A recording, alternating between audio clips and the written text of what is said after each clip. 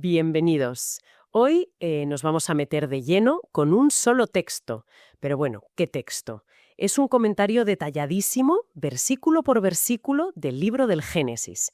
Y nuestra misión no es tanto analizar el texto bíblico en sí, sino más bien, meternos en la cabeza del comentarista.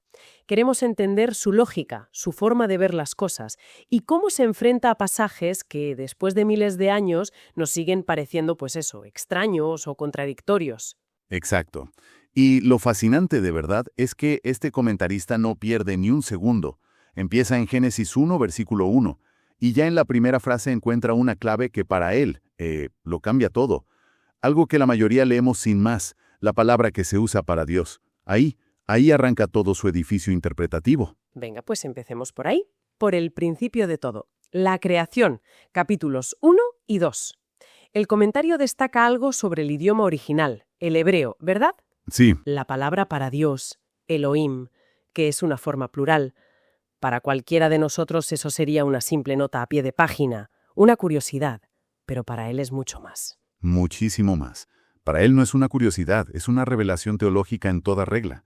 Lo interpreta como un indicio temprano, casi como un eco, de la doctrina de la Trinidad. Sugiere que desde el primer instante no es una entidad singular la que crea, sino una pluralidad divina, lo que luego se definiría como Padre, Hijo y Espíritu Santo, trabajando juntos. Ah, claro. Es un ejemplo perfecto de su método. Buscar conexiones a lo largo de todo el texto. Vele las grandes doctrinas del final ya sembradas en las primeras palabras. O sea que está leyendo el Génesis, pero ya con el final del libro en mente, ¿no? Buscando esas pistas. Totalmente. Y parece que la sigue encontrando en el propio lenguaje porque hace una distinción que me parece, muy sutil, entre dos verbos, crear y hacer. Sí, y es que ahí, justo ahí, es donde intenta resolver uno de los grandes rompecabezas del relato, claro. A ver, el versículo 1 dice que Dios crió el universo, y el comentarista asocia ese verbo, bará, en hebreo, con la creación a partir de la nada absoluta. Vale. Pero luego llega el cuarto día. Aparecen el sol y la luna, y ahí el texto usa un verbo distinto. Dice que los hizo. Un momento, esa distinción entre crear y hacer es muy fina. ¿De verdad el texto original soporta una diferencia tan grande como para montar toda una teoría? ¿O es el comentarista el que, forzando un poco para que todo encaje? Desde su punto de vista, la distinción es fundamental. Sostiene que el Sol y la Luna ya existían desde el principio, pero no eran visibles. La teoría que propone es que la Tierra primigenia estaba envuelta en una atmósfera increíblemente densa como un manto de vapor que dejaba pasar una luz difusa, pero impedía ver los astros. Ahí entiendo. Y en el cuarto día, esa atmósfera se aclara y entonces Dios hizo o constituyó al Sol y la Luna en su función de lumbreras. Es su forma de armonizar que hubiera luz el primer día, antes de que el Sol fuera, visible. Entiendo. Es una solución ingeniosa para mantener la coherencia interna del relato. Y siguiendo con la creación, llegamos a nosotros, los humanos. El famoso hagamos al hombre a nuestra imagen y semejanza. Me imagino que el comentarista también tiene una idea muy concreta de lo que eso significa. Y probablemente no es lo que piensa la mayoría. Totalmente. Descarta las ideas más obvias. No es la forma física porque Dios es espíritu. No es la inteligencia porque los ángeles también la tienen. Ni siquiera, fíjate, la inmortalidad del alma. Lo que es fascinante aquí es que lo lleva a un plano mucho más filosófico. Vaya, me esperaba algo sobre la razón o la conciencia. Pero entonces, ¿qué es? Argumenta que esa imagen se refiere a las disposiciones morales del alma, lo que él llama justicia original. ¿Justicia original? ¿Sí? O sea, lo que nos asemeja a Dios no es el cuerpo ni la mente, sino una capacidad moral innata para la rectitud y la santidad. Un reflejo del carácter de Dios en nuestra naturaleza. Es una perspectiva que se aleja por completo de lo literal. Es una idea muy potente. ¿Y si la creación del ser humano culmina con este diseño moral? Supongo que el final del relato, el séptimo día, el sábado, también tiene un significado que va más allá del simple descanso. Exacto. Conecta la palabra sábado con su raíz hebrea, sabbath, que significa cesar, descansar. Pero no lo presenta como un simple mandato religioso arbitrario. Lo enmarca como una ley sabia y benéfica, casi una ley física del universo. Argumenta que responde a una necesidad fundamental de la naturaleza, tanto para humanos como para animales. El descanso no es un ritual, es una pieza del diseño original. Y es precisamente la ruptura de esa armonía lo que define la siguiente gran historia, la caída. Aquí es donde todo se complica, empezando por, una conversación con una serpiente. Imagino que el comentarista no cree que fuera simplemente un animal que hablaba. No para nada. Deja muy claro que la serpiente física fue solo un instrumento. El verdadero agente detrás era Satanás. Pero añade un detalle muy curioso, casi de mitología, que es que afirma que en su estado original, antes de la maldición, los reptiles eran criaturas muy superiores en hermosura y sagacidad. Espera, superiores en belleza y astucia. Eso es un detalle increíble. Casi justificaría por qué Eva no sale corriendo al ver una serpiente que habla. Esa es la idea que sugiere, sí, que en ese mundo perfecto quizá no era algo tan raro. Claro. Y cuando llega la sentencia de Dios a la serpiente, la famosa frase, «Esta te herirá en la cabeza, y tú le herirás en el calcañar», el comentarista la eleva a un plano completamente diferente. Claro, no es solo una explicación de por qué las serpientes se arrastran. Para él, esto es algo mucho más grande. Es la primera profecía de toda la Biblia, el protoevangelio. La interpreta como el anuncio de un conflicto cósmico que durará toda la historia, entre el Mesías, la simiente de la mujer, y Satanás. La herida en el talón es el sufrimiento y la muerte de Cristo. ¿Y la herida en la cabeza? Pues la derrota final de Satanás. De nuevo, vemos ese lente profético proyectando toda la historia de la salvación sobre los primeros capítulos. Es asombroso cómo cada detalle se carga de un significado tan profundo. Y el drama sigue con los hijos de Adán y Eva. El sacrificio de Abel es aceptado, pero el de Caín no. ¿Cómo sabían cuál había sido aprobado? El comentario sugiere que no fue algo silencioso, sino muy visible. Propone que la ofrenda de Abel fue consumida por un fuego celestial. Una manifestación, espectacular del favor divino. Ah, claro. Imagina la escena. El humo del sacrificio de Abel, consumido por una llama del cielo, mientras que la ofrenda de Caín se queda ahí, intacta. Eso explica de una forma muy visceral la rabia y los celos de Caín. Claro, eso lo cambiaría todo. No es una intuición, es una evidencia pública. Y eso nos lleva a la conversación de Dios con Caín, justo antes del asesinato. La frase «el pecado está a la puerta» recibe aquí una interpretación muy, muy particular. Sí, el comentarista expresa una posibilidad que se basa en la ambigüedad del hebreo. Sugiere que la palabra para pecado aquí también podría traducirse como ofrenda por el pecado. Si fuera así, la frase cambia por completo. Dios no solo le estaría advirtiendo a Caín del peligro. Tu pecado está aquí mismo, a tu alcance. Aún puedes rectificar. Eso es un giro increíble. Convierte una advertencia en una oferta de gracia. Pero lo más curioso es que el propio texto del comentario incluye una nota del traductor que pone en duda esa misma interpretación. Y eso es lo que hace que esta fuente sea tan rica. Nos muestra que la interpretación no es un bloque monolítico. El traductor interviene y dice, ojo, esta lectura es posible pero forzada. La interpretación más directa sigue siendo el pecado está acechando. Este debate interno en la propia fuente es oro puro. Nos permite ver el proceso, las tensiones, cómo se construye el significado. No es una respuesta cerrada, es una conversación.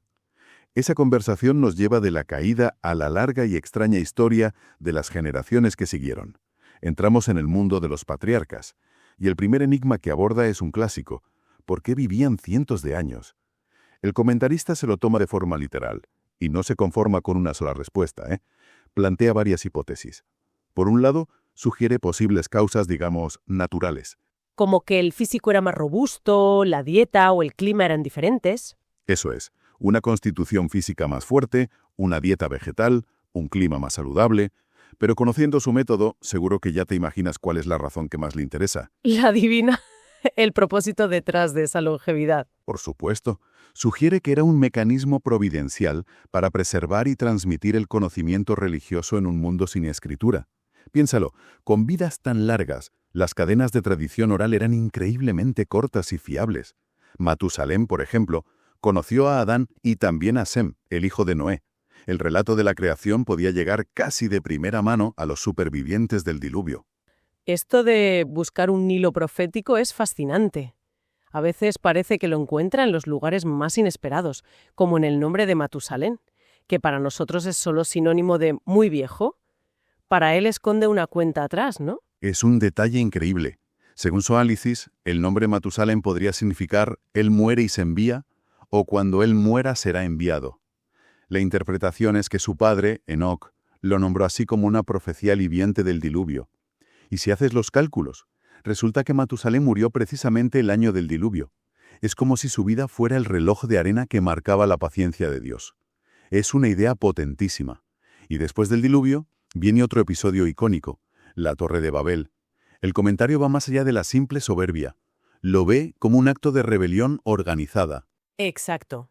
No era solo orgullo, lo interpreta como un intento deliberado, casi político, de frustrar los consejos de Dios. El mandato había sido claro: dispersaos y llenad la tierra. La torre era un proyecto para crear un centro de poder y mantenerse unidos, desafiando esa orden. Y la famosa confusión de lenguas. ¿Aparecieron de repente docenas de idiomas de la nada? Su explicación es más sutil. La describe como la aparición repentina de un defecto en la pronunciación. Un defecto. De pronunciación. Sí. No es que unos empezaran a hablar francés y otros japonés, más bien sugiere que surgieron dialectos y acentos tan distintos entre los clanes que simplemente la comunicación se hizo imposible. Se dejaron de entender y la dispersión se volvió inevitable. A partir de aquí, la historia se centra ya en una sola familia, la de Abraham, Isaac y Jacob. Y el comentario dedica mucho tiempo a explicar las costumbres de la época para que entendamos sus decisiones, como la misión para encontrarle una esposa a Isaac. Sí. Se detiene mucho en la misión de Eliezer, el siervo. Se subraya que la orden es buscar una mujer de la parentela de Abraham y no casarlo con una mujer cananea. El comentarista explica que no era un capricho. Era una costumbre para mantener la pureza del linaje y en este caso proteger la línea de la promesa de la influencia de cultos paganos. Y luego tenemos el famoso engaño de Labán a Jacob dándole a Lea en lugar de a Raquel. La excusa de Labán es genial. No se hace así en nuestro lugar, que se dé la menor antes de la mayor. La clásica excusa de así hacemos las cosas aquí. El comentarista reconoce que esa podría haber sido una costumbre local real, pero, y aquí está la clave de su enfoque moral, añade que una costumbre no justifica el engaño. Claro. Distingue entre la tradición cultural, que puede ser neutra, y la obligación moral, que es universal. El viaje nos lleva finalmente a Egipto con la historia de José.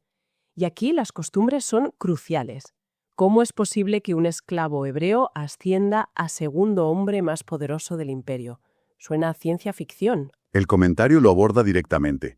Explica que, aunque extraordinario, la estructura social egipcia permitía cierta movilidad. No era inaudito que un extranjero con un talento excepcional pudiera ascender. Y añade un matiz muy interesante sobre su tiempo en prisión. Sugiere que su amo, Potifar, probablemente se convenció muy pronto de la inocencia de José. ¿Y por qué no lo liberó entonces? Por política, para salvar las apariencias. Liberarlo habría sido admitir que su esposa había mentido e intentado seducir a un esclavo. Un escándalo enorme.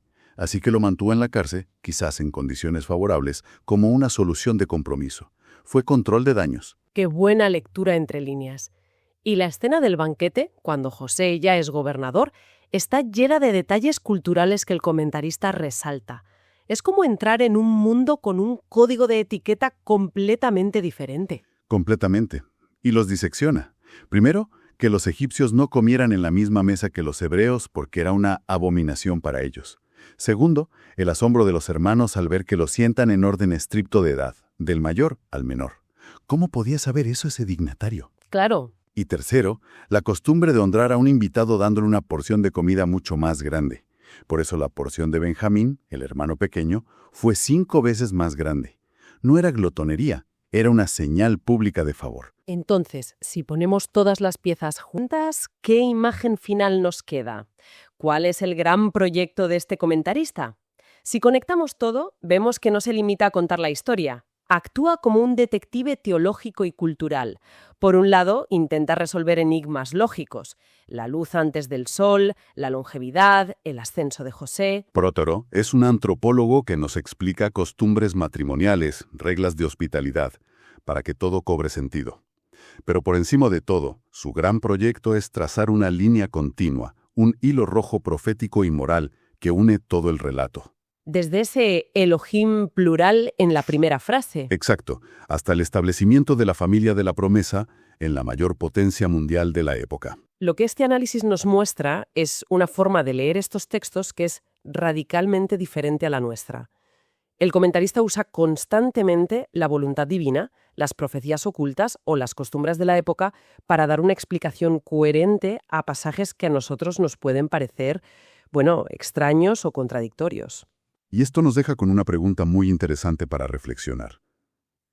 ¿Cómo cambia nuestra lectura de un texto así cuando lo abordamos con una mentalidad moderna que busca explicaciones literales, históricas o científicas, en contraposición a esta otra que busca sobre todo un significado moral, teológico y profético? ¿Hasta qué punto el lente con el que miramos determina la historia que finalmente leemos?